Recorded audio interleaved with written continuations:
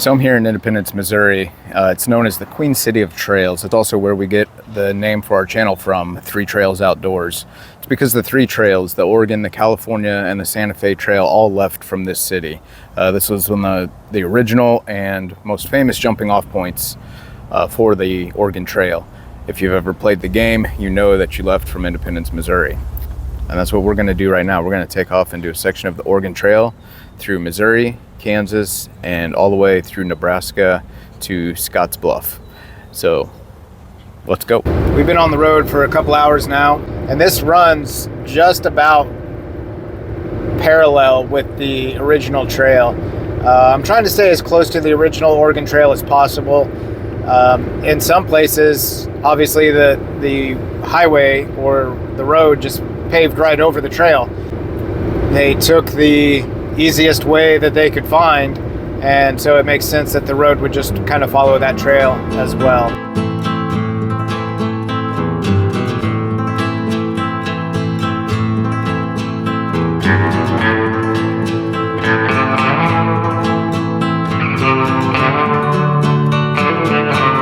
Just get an idea. So we started here in Independence, came down. We're now at Scotts Spring. We're going to be camping at a lake right up here tonight, and in the morning we'll hit Alcove Spring and we'll move into Nebraska. And there's a few other places in this area that we're going to check out before we hit Fort Carney, and eventually we're going to make our way all the way up to Scotts Bluff on this trip.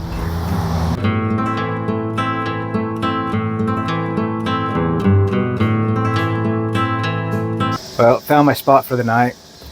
Just north of Westmoreland, Kansas, off the original route of the Oregon Trail, called Pottawatomi Lake. Gonna spend the night here, just dispersed camping. They have a few campsites around this lake. So, gonna stay here, get an early start in the morning. So tonight, I'm not even gonna cook. Picked up a salad kit, and I was actually gonna cook some steak with it, but it's already almost 8 o'clock here. I didn't leave until, I can't even open that bag. I didn't leave until 4 o'clock, 4:30. It was about 2.5 hours out here, and then trying to find a spot. So I'm going to make me a salad, eat that, and just hang out and enjoy the night here. Definitely got some cows behind me over here on the other side of the tree line. I know I said that like 2 videos ago, that everywhere we camp there's cows. It's legit. All right, I'll see y'all in the morning.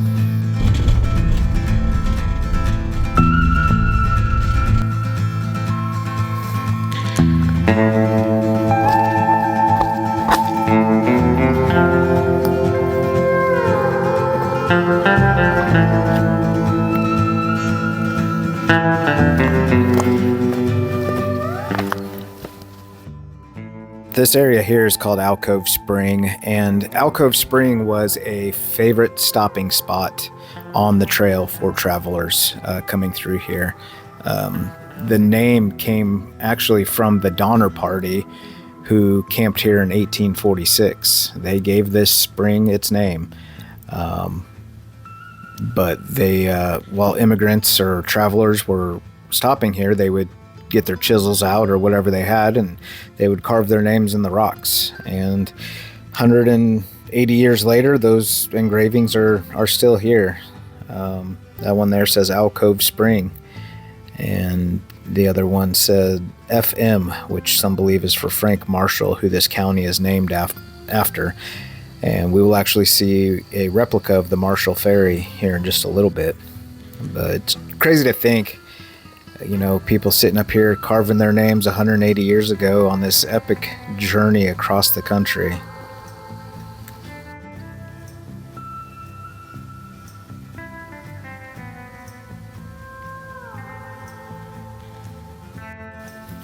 It's getting ready to leave Alcove Spring, and saw across the street there was a immigrant camp. So we're gonna check this out. It's a memorial for Sarah Hanley Keys. She was member of the Donner Reed party when they came through here. And she was actually their first death. And she's buried nearby, but this is just a memorial marker for her. Pioneers had to leave early May or late April in order to make it across the mountains before snowfall. That meant a lot of times they would get trapped in these areas for some time when the rivers flooded. Right back this way is it's the Big Blue River, and the famous crossing is the Independence Crossing. But they would get trapped and they would just have to camp out and hang out in these meadows. They had Alcove Spring nearby. They could wash their clothes, take baths, water their animals, and wait for the river levels to drop. That was until ferries got introduced. And right now we're gonna go about 15 minutes northwest of here and check out one of the first ferries would have looked like on this river.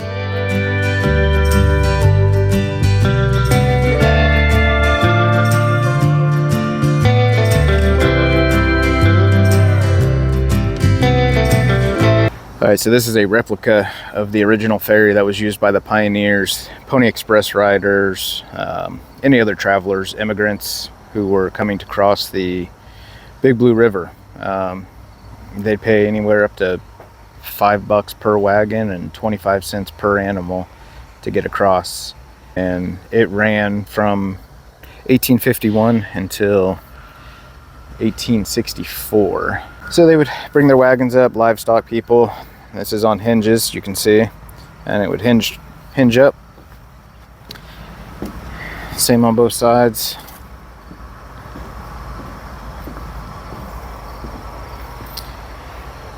And there was a rope that ran across the river, and they would turn this wheel, and that would the rope was on a pulley, and that's how they would get themselves across. And then in 1864 that bridge got built and ferries were done. Pretty cool stuff, man. Making our way up to, I think I'm gonna go to Fort Carney now. But I got to thinking, this town I'm in right now, Marysville, is a major crossing for the Big Blue River. But it was founded in 1854. So the Oregon Trail was still running. All the trails were still running pretty heavy at that point. I'm just wondering if people got here and were like, screw it, we're this looks good, we're gonna stay here. I'm sure that happened quite a bit. I'm sure that's why there's a lot of towns and cities in the spots that they're at, because people are like, yeah, this is good, we're not going any further. I don't know.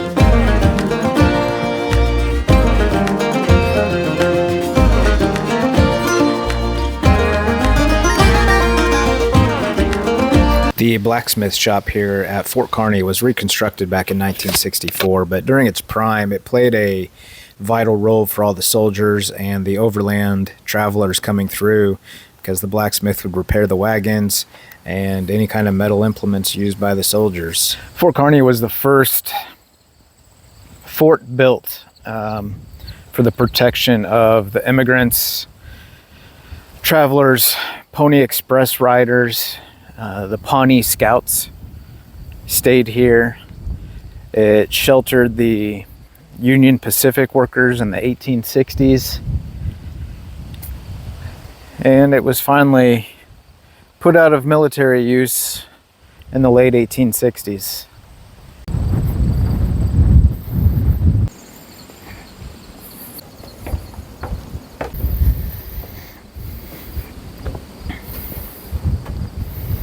So We're gonna head out of Fort Carney like a pioneer, keep heading west.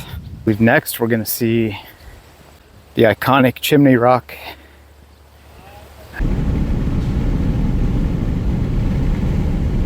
Chimney Rock was a really important landmark for the immigrants and the travelers on the Oregon Trail, the Oregon, California, and Mormon Trail. They could see it from miles and miles away.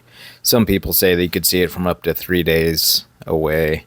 It towers over the North Platte River Valley at 300 feet tall. Back then, it was actually closer to 500. It has lost some of its height. And when they would see this, it signified that they had, for one, that they were on the right track. And the second part of that is Scotts Bluff was their next landmark, about 35 miles away, and that signified that they were a third of the way done with the trail.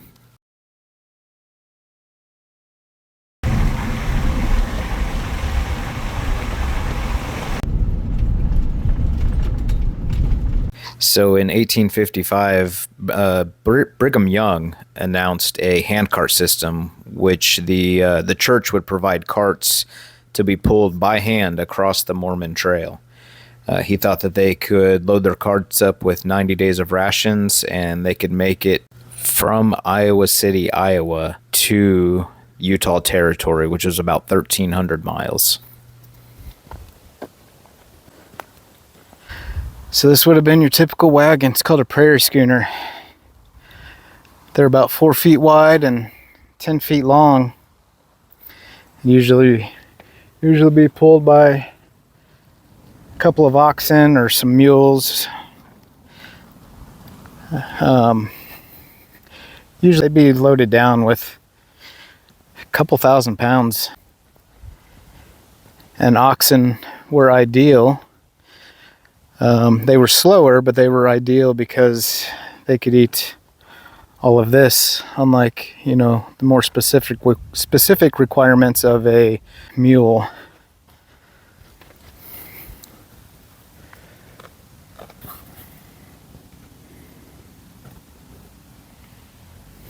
They'd have barrels filled with water and barrels filled with flour, sugar, bags of food, beans. Kind of a typical diet would be bread, beans. They would start their bread in the morning, and then by the evening when they were camped up, it was ready to bake. Then of course, bison if they could get it, and whatever they could hunt. So this here is a different type of wagon. It's a lot bigger. This was basically, you would see these more on like the Santa Fe Trail or traders using these. These were like the semi trucks of the trail. You can see there's many more oxen that would pull this. It's called a Conestoga wagon, and they could haul thousands and thousands of pounds. They obviously the wheels were bigger. The back and the front kind of bowed out, and the sides sometimes would bow out so that they could hold their load more securely.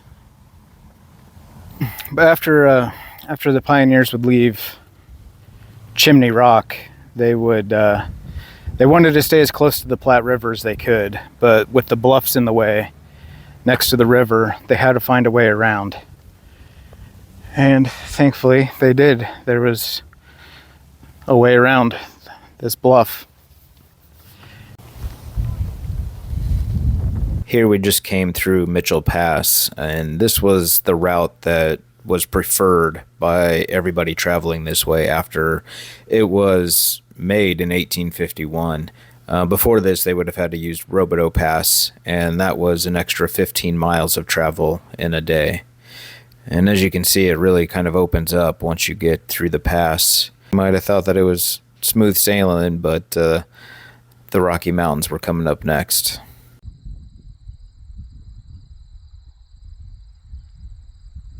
At a place called Windless Hill.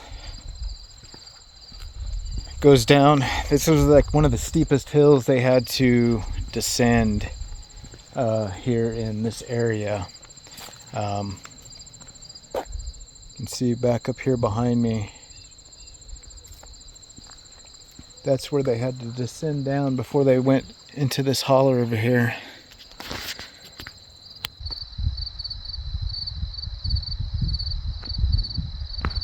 See a few different sets of ruts over there on that hill. This ravine here, it's really deep now, but it actually started as a set of ruts. And when you have an estimated 150,000 wagons traveling roughly the same area, it's going to change the landscape. A lot of people have the misconception that the Oregon Trail, California Trail, Santa Fe Trail, the trail systems were a single track that every single wagon followed. But the reality of it is that they would spread out when they got to these big open areas. Several different reasons. One being so much dust going through the desert areas of Wyoming and eastern Oregon, Idaho, just spreading out in the prairies. It allowed them to travel a little quicker than single file. But there's definitely sections like the ones that we just looked at right here where you gotta single track it because it's the best way. Just like the roads, a lot of the highways now have paved over original trail because the original trail was the easiest route through the countryside. So obviously that's where they put the highways. But that's pretty much going to be it for Oregon Trail stuff. I think I'm going to be I'm hoping to stop here in a couple hours. I got to find some place to stay tonight.